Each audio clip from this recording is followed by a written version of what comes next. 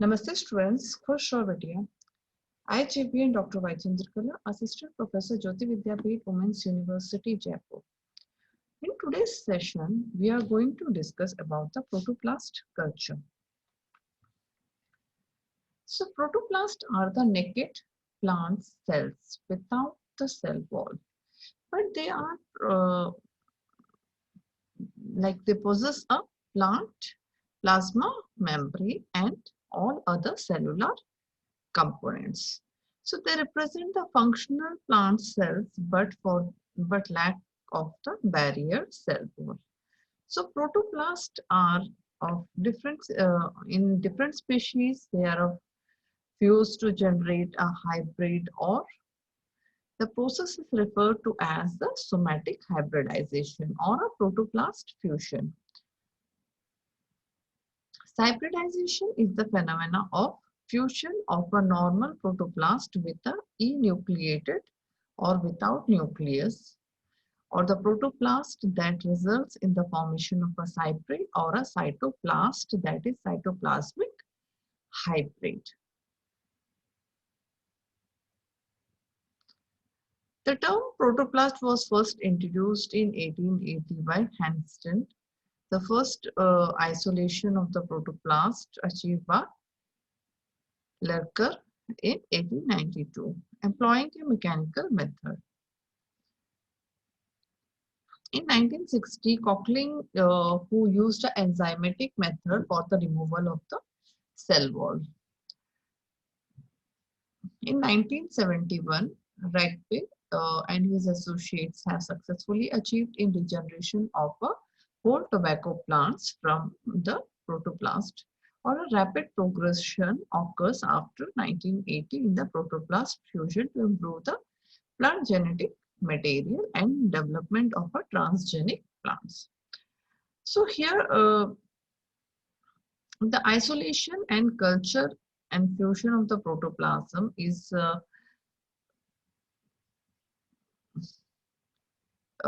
like a very much used in the protoplastic or the plant tissue culture, or the protoplast association with their cultures provides millions of single for a variety of studies.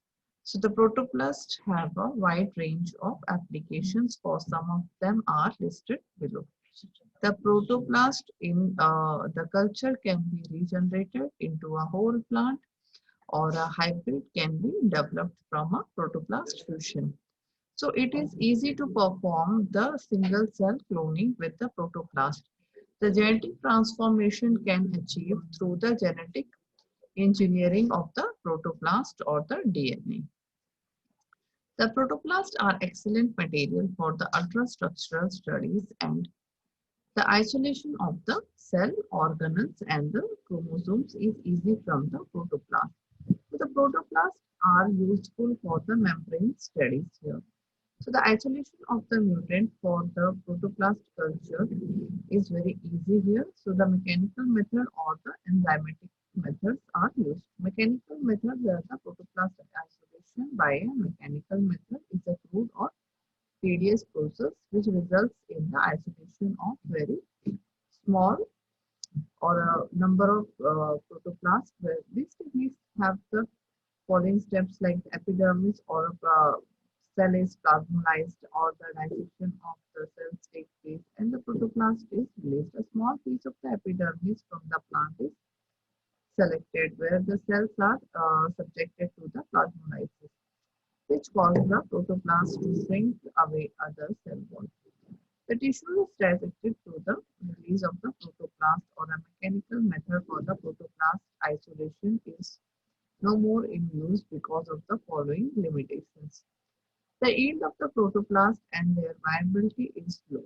So it is restricted to certain tissues with vacuolated cells. The method is laborious and tedious, and so the cell wall here the degrading the enzymes or cause the effects on the protoplast.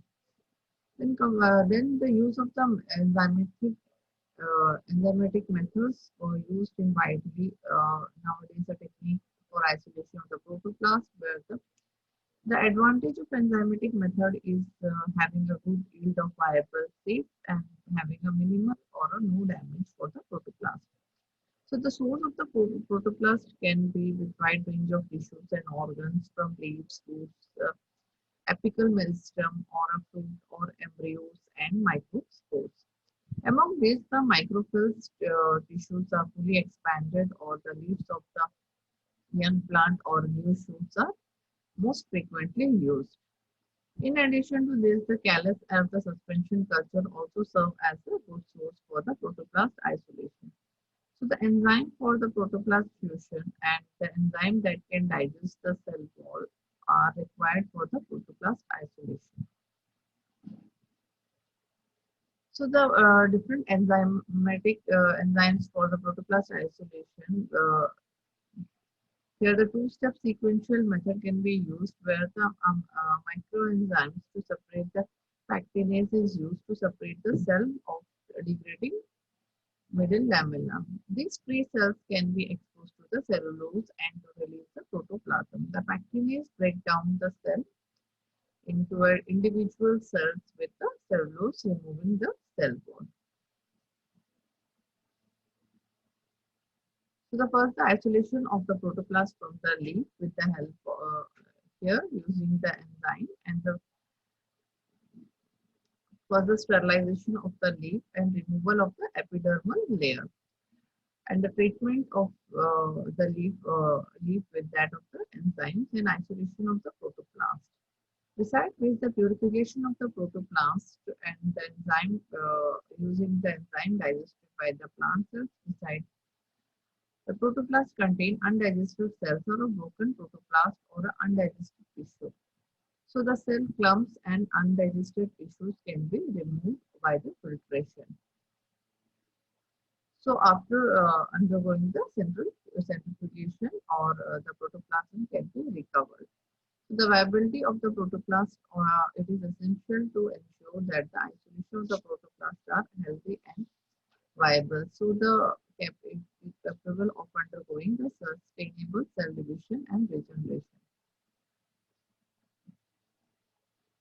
So here we can find the different methods to find the protoplast viability like fluorescence diacetate. FDA stains methods where the dye accumulate inside the viable cell of a protoplast and which can be detected by a fluorescence microscopy.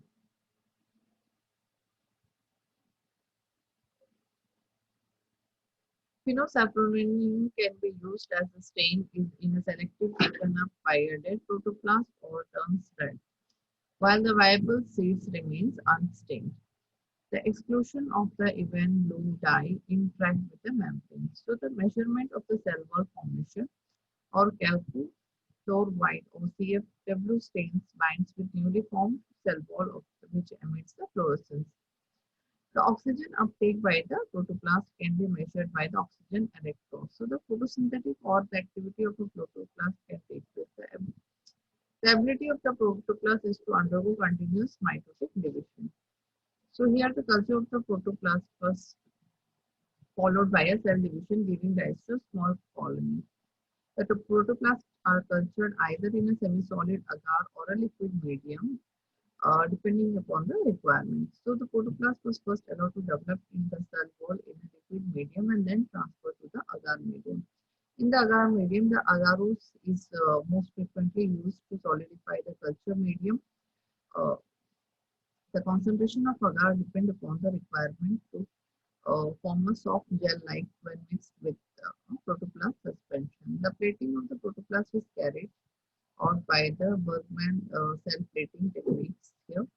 So the liquid culture, it is very easy and easy to dilute and transfer also. So density of the cell can be manipulated as per the requirement.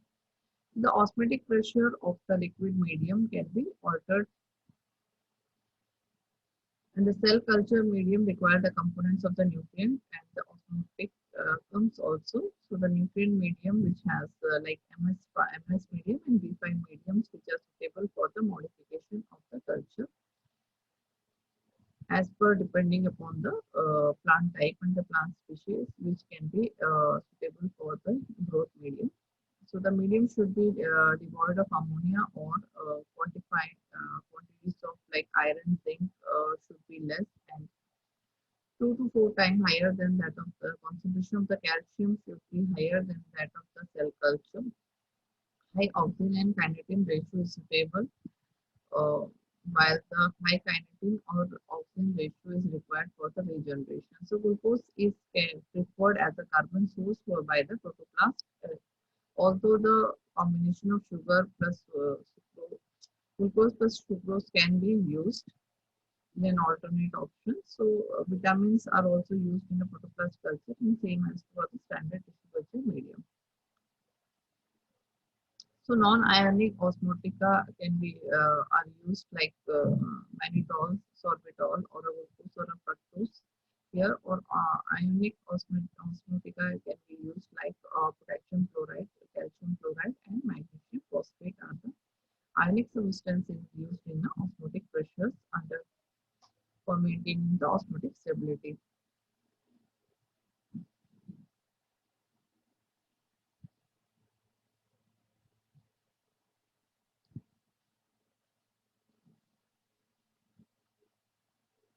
So the regeneration of the protoplast takes place in the two-cell stage, like the formation of the cell wall or development of a callus or a whole plant. The formation of the cell wall in a culture of a protoplast start within a few hours after the isolation, and that may to several days under the suitable condition. As per the cell wall development occur, the protoplast loses their character in a spherical shape. The freshly formed cell wall is composed of loosely bound microfibrils and which get organized in a typical form of a typical cell wall. And these, the process of the cell wall develop into a required media on a supply of nutrient, particularly which is ready to metabolize the carbon source. The cell wall developed to form the improper or a pressure of osmotic ionic osmotic stability in a medium. So the protoplast with the proper cell wall developed to undergo a normal cell division. And whereas the protoplast which is poorly regenerated, the cell wall shows budding and failed to undergo normal mitotic division. So here the development of a callus or a whole plant can take place as the wall formations around the protoplast is complete. The cell wall increased or the first division is generally occur within 2 to 7 days, subsequently followed by some colonies.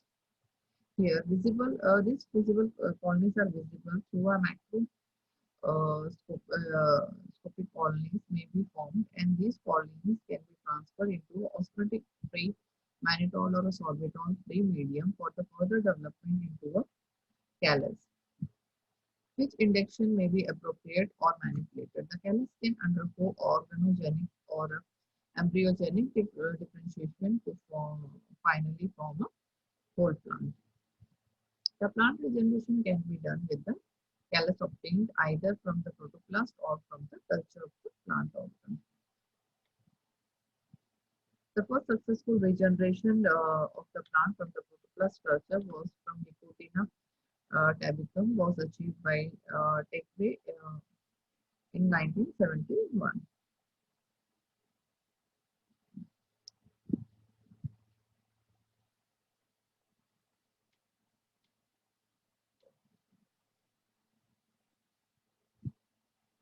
Thank you. This session is powered by 2.0 Jyoti Vidyapeeth Women's University, Jaipur. If you have any queries, we'll discuss in the problem solving session.